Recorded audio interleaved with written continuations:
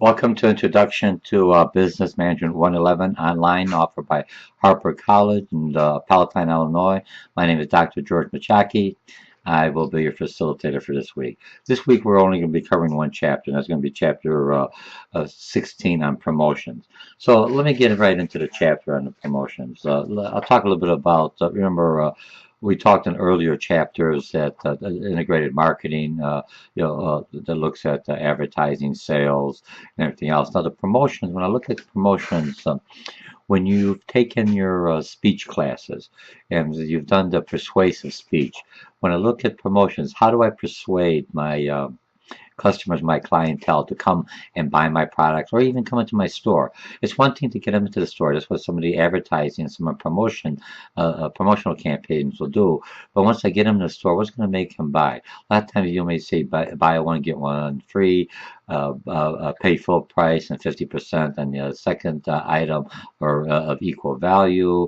But, there's a lot of different types of promotion. You have 10% discount coupon. So let's talk about promotion. So you have to know the promotional mix. So when I look at promotional mix, it's how do I utilize public relations that we talked earlier, advertising, my sales promotion. You have to get some kind of when a salesperson or an individual first meets the customer, what does he have or what does she have that she'd be able to at least have the customer look at the product and maybe even give them that little bit extra to help the customer make the right decision and ultimately purchase a product before they leave the facility. Okay, so that takes about the promotional mix. We talked about the integrated marketing campaign, and promotion is part of the communication portion of that. Remember, we're always looking at one unified plan. So whatever my marketing campaign has to be, my promotional activities have to mirror that marketing campaign.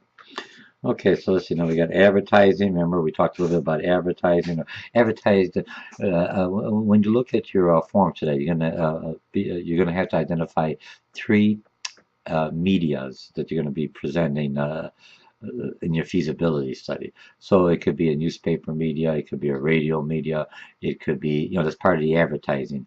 It could be a billboard, it could be a word of mouth. Don't just say social network. What social network? There's about like 20, 30 different social networks. Social networks for business people. There's social networks for Christian individuals. There's social network for Muslim individuals. There's social networks for gay and lesbian individuals. There's social networks for Jewish individuals. There's social network for every type of individual.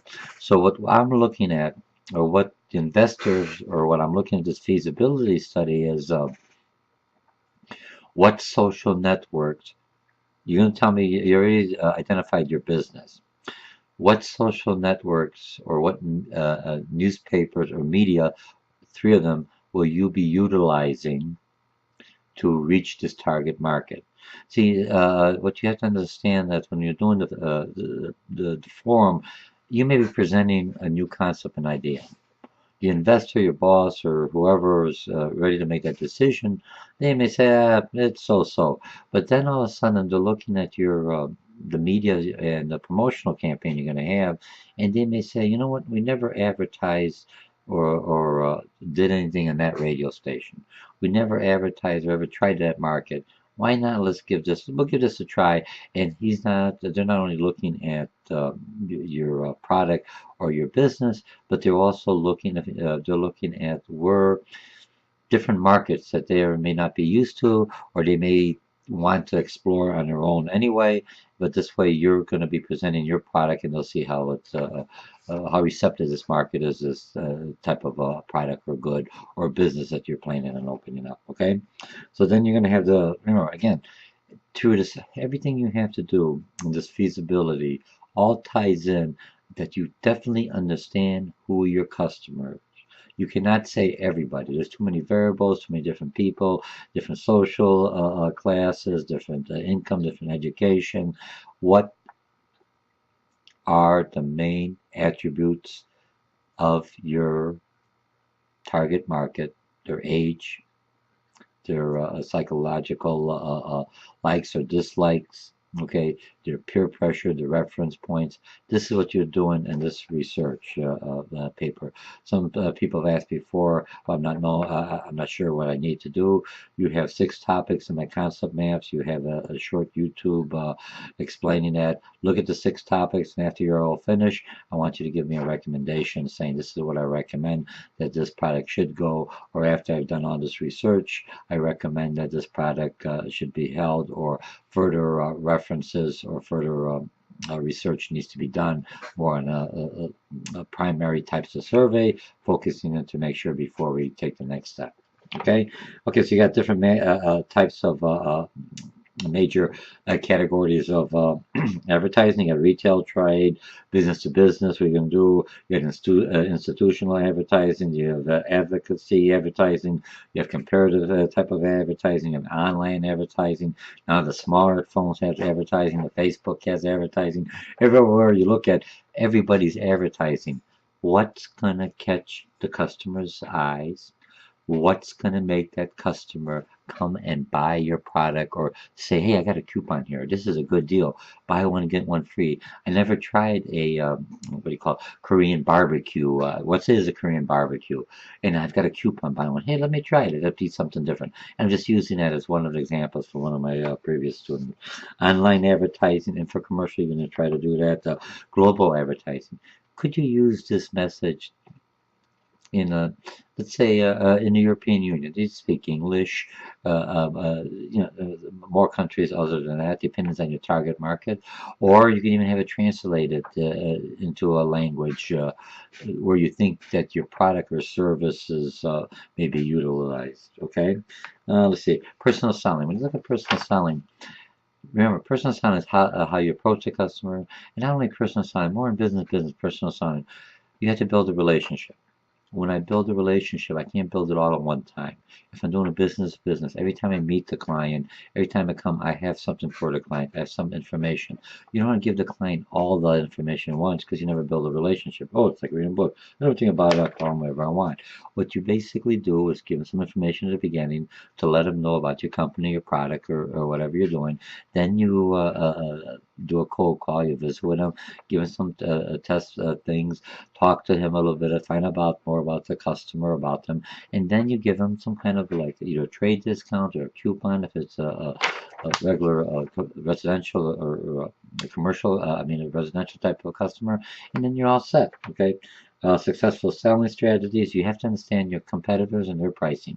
They know yours. You have to understand them, because remember, your competitor is also knocking at the same door for this customer that you want to serve, even if it's a regular everyday mass, not the commercial, residential type of customer coming in there and trying to buy a retailer type of customer, not a wholesaler or business type of customer coming in. You have a lot of different retailers. You walk down the street, look at now, when you're even logging into my YouTube or looking at anything else, there's advertising popping up. You walk out the street, advertising. We are so conditioned to all this advertising.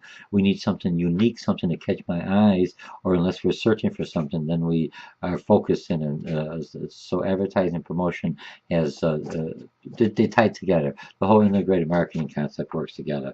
Okay, make sure you know the difference between publicity and advertising. Remember, any kind of publicity stunt is really orchestrated. It's planned, and but once it goes out there, you get national and global coverage, but you do not control the message. So you want it to come out so whatever happens, you come out favorable. And if you don't come out that favorable, that's fine. When I look at PR, I go back and I apologize. And again, I'm nationwide saying, oh, okay, he made a mistake. It's a big company, but he or she or this organization or even an individual is sincere enough and to make the apology. And now we'll watch and make sure to go for it. Make the apology, make sure you follow through, and then it doesn't happen again. Okay, and then sales promotion, catalogs, consumers, internal, external, promotions. People working for you are also customers. So if you're a big company, you want to make sure you take care of them, you offer them the same thing. And your loyal customers, you always want to get the new customers, but you have to make sure you have a lot of activities to keep your loyal customers in there also. The last one is word of mouth. And the old word of mouth was in a promotion was you and me speaking together, and I'd have 5 friends. I'd tell 5 friends. The new word of mouth is social networks. So if I look at social network, if I say something, then it's not only my few friends, it's about the other 500 friends that I have and their 500 friends. So this thing could mushroom into either something good for the organization, or it could mushroom into something that could be a nightmare for the organization. That'd be hard for a company or even a personal small business to sustain.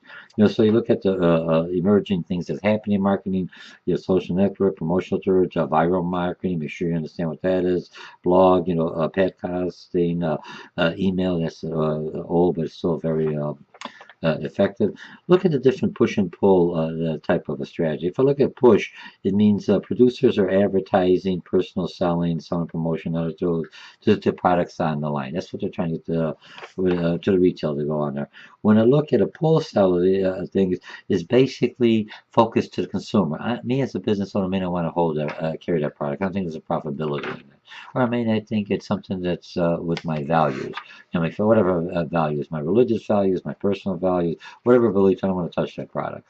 But because of enough customers coming into me, because the ads are targeted directly at the consumer. If you look at some of the ads for certain types of prescriptions and drugs, some doctors may not want to change it because they're already utilizing the drugs that they know has a good track record and they're very familiar with its mixture and everything else. But so who are they targeting? They're targeting you as a consumer when you see it on TV. Not targeting doctors. They're telling, hey, George, do you have a headache? Do you have this or this? Ask your doctor to recommend this tablet. So I'm going to go and ask the doctor. He may say no, but everybody's going to get tired to always contradict or fight them. It's okay, fine. The customers want, the client want. I'm not saying it's right. I'm not saying it's ethical, but I'm just saying, I'm just using it as an extreme example. So when you're looking at it, you're thinking about what the push and pull. So when this ad's targeted directly at the consumer, it's the manufacturer or the marketing company wants you to come in because they target directly into the retailer, but the retail for whatever reason does not want to carry their product, so they use a different technique. And then look what the pick strategy. Okay, so that takes care of our overview on 16. So far I'm at 12 minutes. I'm timing myself now because I've been watching myself. I'm running over a lot. I didn't want to spend that much, 10 minutes to 15 minutes my video. So you're doing well. Make sure you do the posting and everything else. We have a nice size. I think there's 16, 17 of us left, which is a good size of a group. Let's see. So you've got my YouTube. You got the promotion. McGraw-Hill this week is on, we're at 15 points. I'm giving you a little more points to help you out. You're already comfortable with McGraw-Hill. And it's the one where you have the presentation. So I want you to, we tried it last week. I'll try it again this week. You have your regular quiz. This where at 10 points. And then you have week 6, 20 points. Only one is on your promotional tools. And this is all working for your feasibility. Remember the 6 chapters. Look at the YouTube. And then this one here, try to think of it for your business when you're looking at promotional tools. And if you could help somebody else, give them the idea. And if you have any issues or questions, again, the team is for a network. This is a virtual classroom. Look at it as a virtual, a simulation of a virtual office that you'll be working. A lot of times you'll be going to the office, face-to-face office, but then you'll do a lot of stuff through emails or through video podcasting and or live transmission stream. The PowerPoints, the whiteboard, and everything else online, a synchronized type of video conference call. So anyway, so that's it. Very interesting. We're at week 10, I think week 10, 10 or 11. But hey, we don't have that much longer to go. You should be doing pretty well on your feasibility paper. Should be already at least have the 6 headers there and at least a few paragraphs on each one of them. Remember, it's going to be 6, 7 pages, 12-point font, and any resources, anything else in this stage, I want an APA format. I'm not worried about the paper being APA format. I just want the citations APA format, and look in Microsoft Word 2010, and where it says references, put it down APA format. If you have the research through some secondary data or through the internet, or you found it through the book, you just put the say book, say resource. When you go down, plug it in, and then right inside your paper you have the citations. I'm looking at least 6 or 7 citations as a minimum from different resources. and you should do pretty good. You're almost done, and even yeah, most of us I think this class, if you've been doing the connect and everything on time, and the forms, which are very easy, you just got to communicate with me in a timely fashion, and the three logins. You be I think you're already doing like a B's and A's. I still got some C's, but that's fine. It's just a transferable course. It's an online class. It's a lot of information. We're covering all the chapters, but you're doing very well. You should be proud of yourself. So keep up the good work. And my name is Dr. George Mochocki. This is Introduction to Management 111 online, offered by Harper College in Palatine, Illinois. And have a nice day. I'll see you in the forums in a second. Bye.